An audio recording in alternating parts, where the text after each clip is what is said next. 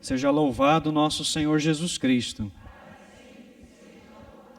Estimados irmãos e irmãs, após 3 dias de preparação para celebrarmos Nossa Senhora das Graças, chegamos então a este derradeiro dia e com alegria nos reunimos para louvar e bendizer a Deus, que em sua bondade e misericórdia sempre enviou ao longo da história da igreja, ao longo deste nosso tempo, a sua mãe, com o convite à conversão, com o convite a voltarmos o nosso coração para Deus nosso Senhor. E por diversas vezes nós temos essa graça da presença da Sempre Virgem Maria no nosso meio.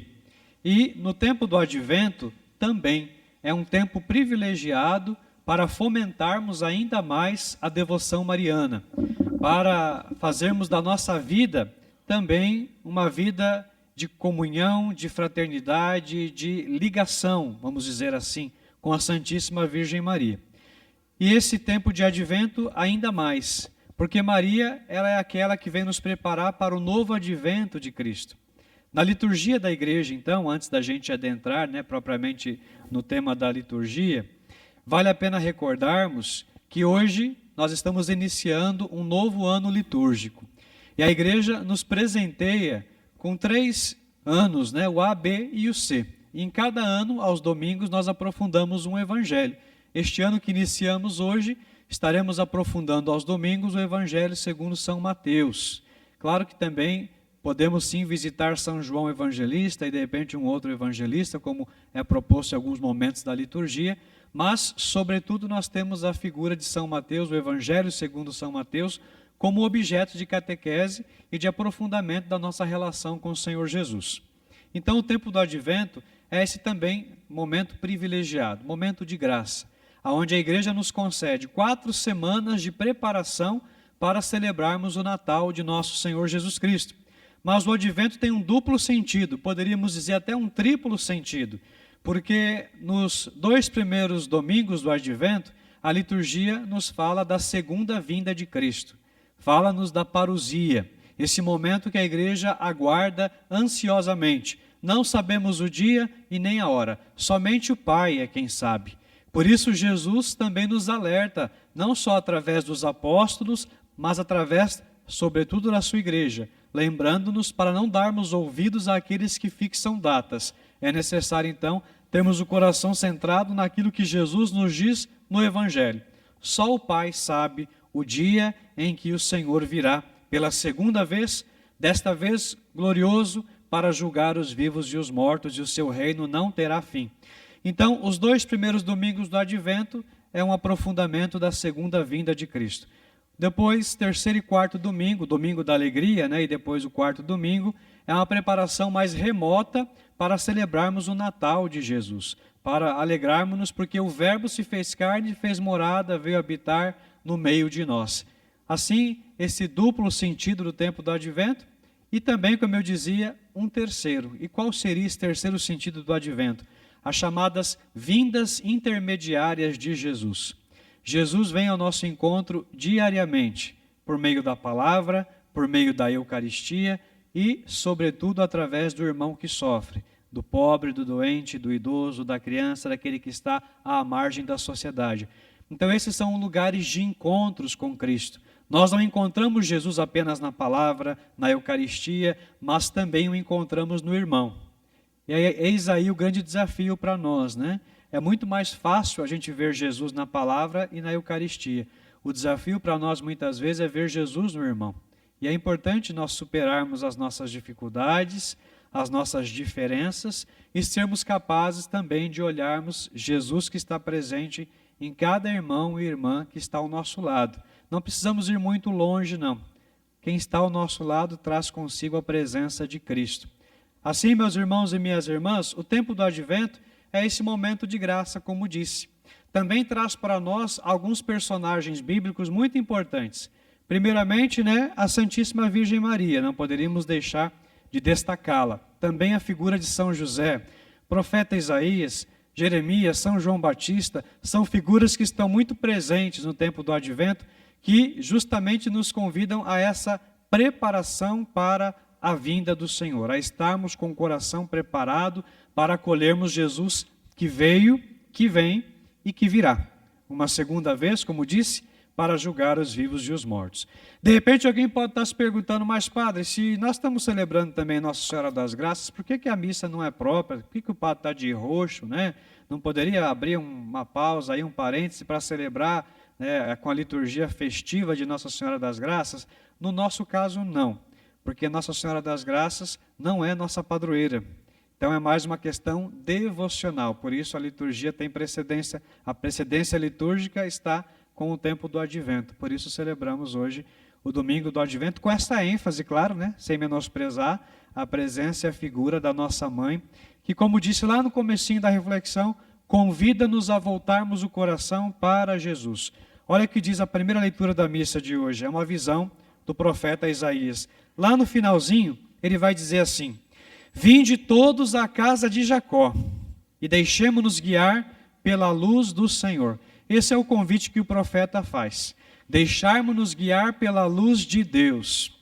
Essa luz, para nós cristãos, hoje já temos a compreensão de que essa luz é Jesus. Mas naquele tempo, né, mais ou menos 700 anos antes de Cristo, esta luz da qual falava o profeta é a lei, é a palavra de Deus. Então, deixar-se guiar, conduzir pela palavra de Deus é trilhar um caminho que os leva à comunhão plena com o Senhor. Também serve para nós, porque a palavra de Deus, como nós cantamos diversas vezes, né, ela é luz para o nosso caminhar, ela é lâmpada na nossa vida. Então, deixar-se iluminar pela palavra de Deus. E é interessante quando nós iluminamos a nossa vida com a palavra de Deus. O que significa isso? O que a palavra de Deus nos pede e como é que nós vivemos a nossa vida? O tempo do Advento é um tempo propício para fazermos um bom exame de consciência, preparando-nos assim para uma boa confissão. Por isso, ilumina a tua vida e eu a minha com a palavra de Deus. E a palavra de Deus vai nos mostrar o que nas nossas vidas ainda é trevas e que precisa da luz de Deus, e que necessita da graça de Deus, que precisa ser transformada por Deus. Se nós olharmos para a nossa vida, de repente, nós já somos capazes de dizer, esse aspecto da minha vida ainda precisa de mais luz, ainda precisa mais da graça e da presença de Deus. E esse é o convite que a palavra nos faz, deixar-se iluminar pela palavra de Deus. No Evangelho, Jesus nos ensina o caminho. A vinda do Filho do Homem será como no tempo de Noé. Olha o convite que Jesus nos faz. Eu não sei quanto a vocês, mas quando eu hoje medito, né, o Evangelho, sobretudo, quando eu estou em casa, na minha oração pessoal, até dentro da igreja sozinho, muitas vezes, eu gosto de fechar meus olhos e imaginar a cena. Nos tempos de Noé, eu imagino Noé, velhinho, barbudo, né? Porque os personagens bíblicos têm que ter barba, senão, por isso que eu uso barba para ser um personagem bíblico no futuro, né? Pensou no futuro Evangelho segundo o Padre Romildo? Brincadeira, né? Depois a pessoa vai para o purgatório e não sabe por quê. Mas voltando aqui para o Evangelho, né, Jesus fala de Noé. Vai ser como no tempo de Noé. Para nos dizer o quê? Noé foi um instrumento de Deus, que Deus colocou no meio do seu povo, para convidar o povo para a conversão. Mas o povo estava tão centrado nos seus próprios interesses, nos seus próprios prazeres, na sua própria vontade, que deram as costas para Noé. Pois nos dias antes do dilúvio, todos comiam e bebiam, casavam-se e davam-se em casamento. É errado comer e beber? Não. É errado casar? Não. Padre não pode, mas não é errado casar, né? Casavam-se e davam-se em casamento. O que o Evangelho quer nos dizer com isso? Viviam uma vida normal, esquecendo-se dos compromissos para com o Senhor. Então, Noé entrou na arca, a arca se fechou e ninguém percebeu nada, né? Até que veio o dilúvio e arrastou a todos. Por que Jesus pega este exemplo para nós, né? Assim como a arca, ela foi para o povo naquele contexto bíblico, a tábua de salvação para o povo de Israel, para aqueles que ouviram a palavra de Deus, no caso Noé e sua família, assim hoje também nós temos uma nova arca da aliança. Essa nova arca da aliança se chama Maria. Maria é a arca da nova aliança. E para você entrar nessa arca, tem uma condição. Sabe qual que é? Consagrar-se ao seu imaculado coração. O coração imaculado de Maria é essa arca que nos salvará dos pecados do mundo, do mal que está presente no mundo, do dilúvio, das águas do mar da vida que muitas vezes querem nos afogar. Se você quer suportar as dificuldades, as lutas do mundo, da vida, do dia a dia, lembre-se sempre disso. Consagre-se ao Imaculado Coração de Maria. Busque refúgio no coração da Mãe. E nela você encontrará o sustento e a força necessária para enfrentar toda e qualquer tribulação que se levanta contra nós. O Evangelho continua. Assim acontecerá também na vinda do Filho do Homem. 2 homens estarão trabalhando no campo, um será levado e o outro será deixado. 2 mulheres estarão moendo no moinho, uma será levada e a outra será deixada. Portanto, ficai atentos, porque não sabeis em que dia virá o Senhor. Do que ele está falando aqui? Do arrebatamento? A doutrina católica não ensina sobre o arrebatamento. O arrebatamento é doutrina evangélica, protestante. Na nossa doutrina não existe essa história de arrebatamento. O que pode acontecer é que você está trabalhando lá, de repente um tem um infarto, o outro fica, o outro vai. Né? Brincadeiras à parte, é para dizer o seguinte, meus irmãos e minhas irmãs, que nós devemos estar preparados em todo e em qualquer momento. Porque se o Senhor não vier, antes somos nós que vamos ao encontro dele. E a morte é essa condição pela qual todos nós vamos ter que passar um dia. Então, de um jeito ou de outro, nós vamos comparecer perante o tribunal de Deus. Seja pela segunda vinda de Cristo, e aliás, a igreja ensina através da palavra e da nossa doutrina, que quando Jesus vier na glória, os mortos ressuscitarão para o juízo final, para o julgamento final. Então, de uma forma ou de outra, nós ressuscitaremos para este julgamento. Mas pode acontecer, como acontece sempre, todos os dias as pessoas morrem e vão ao encontro do Senhor. A questão mais importante para nós não é quando Jesus virá. A questão mais importante para nós é, eu quero estar preparado quando Ele chegar. Seja Ele vindo na segunda vinda, ou seja, se eu for ao encontro dEle. Se você fosse hoje ao encontro do Senhor, você estaria preparado? Não precisa responder. Responde para você mesmo. É essa pergunta que deve estar sempre aqui calando no nosso coração. Se eu morresse hoje, eu estaria pronto para esse encontro com o Senhor, glorioso e derradeiro? Porque esse dia também, assim como a vinda de Cristo não tem data, a nossa morte também não tem data não, gente. A não ser que você fez as 15 orações de Santa Brígida, eu já falei dela uma vez, Santa Brígida recebeu revelações de nosso Senhor Jesus Cristo, que confiou a ela 15 Pai Nossos, 15 Ave Marias, 15 Glória ao Pai, acompanhado de 15 orações para se fazer durante um ano.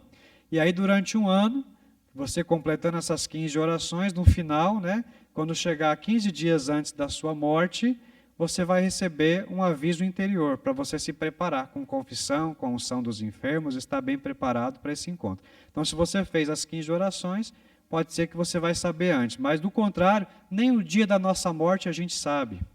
E tem pessoas que vivem como esse dia nunca fosse chegar. Está mais preocupado com comer, beber, com festa, com tudo quanto é coisa, mas não se preocupa com a salvação da sua alma. E é isso o mais importante para nós.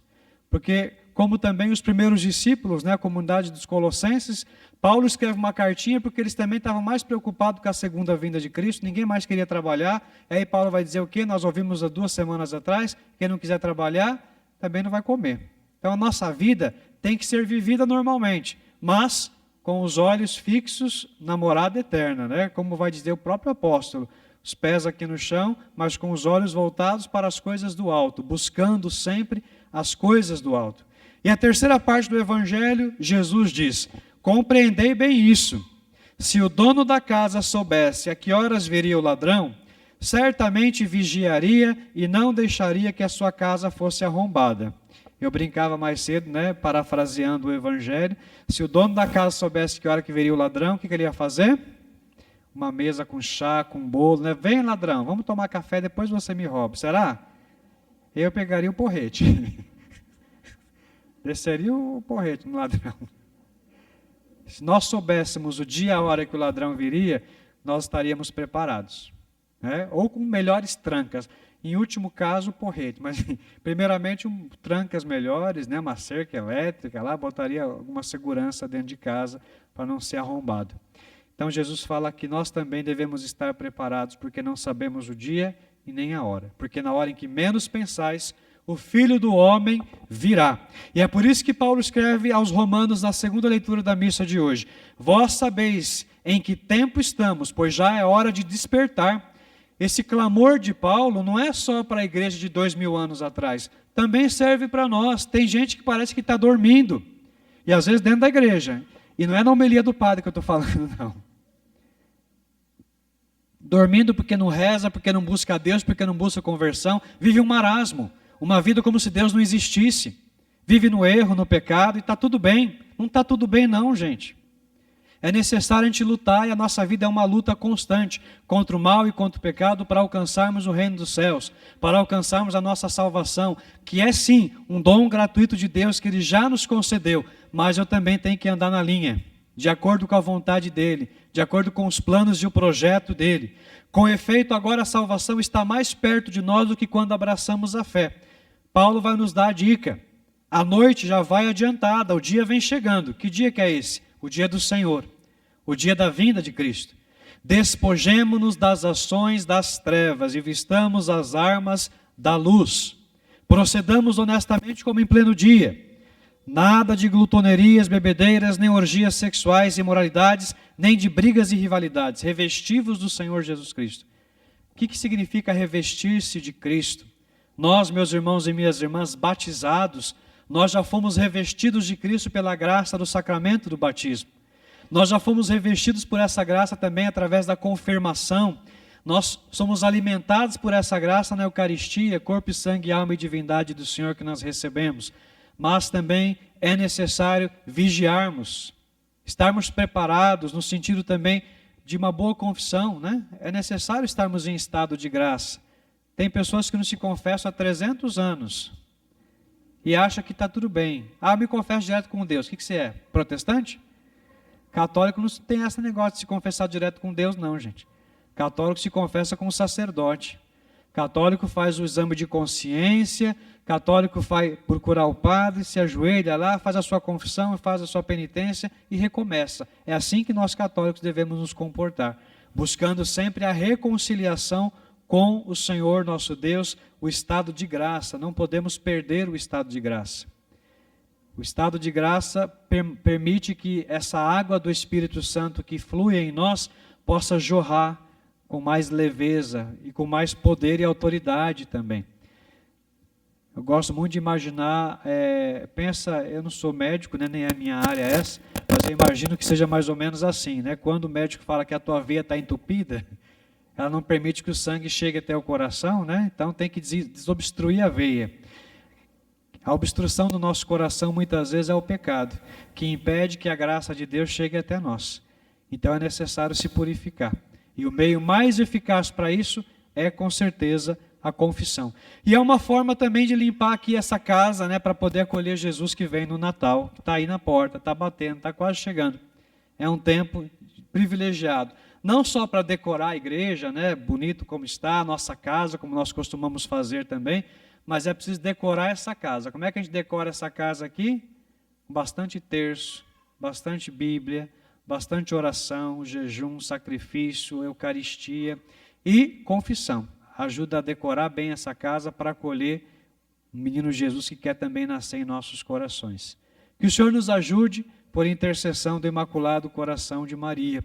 A Santíssima Virgem Maria, quando apareceu a Santa Catarina Labouré, disse para ela que era necessário invocarmos ela com o título de Nossa Senhora das Graças, mas ao mesmo tempo a imagem que ela deu para ela na medalha, a medalha milagrosa, como é conhecida, né? Lá está escrito assim: ó Maria concebida sem pecado, rogai por nós que recorremos a vós. Recordando assim o dogma da Imaculada Conceição, que nós iremos celebrar no próximo dia 8 de dezembro, que é uma solenidade na igreja, onde todos nós somos convidados a mergulhar neste mistério.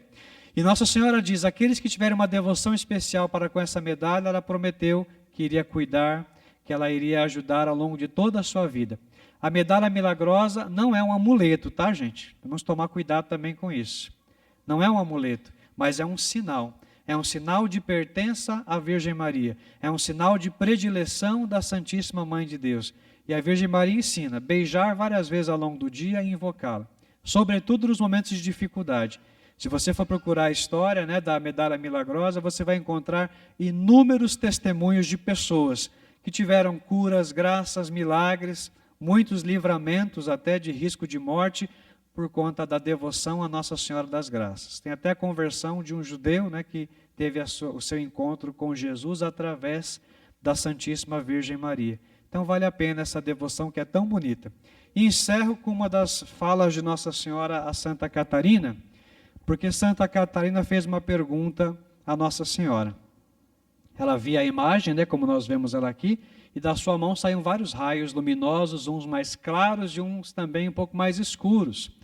E Nossa Senhora, e Santa Catarina Laboré perguntava a Nossa Senhora, que significam esses raios? Né? A Virgem Maria disse, são as graças que Deus, o Pai, pediu que eu derramasse sobre vocês, aqueles que tiverem devoção para comigo.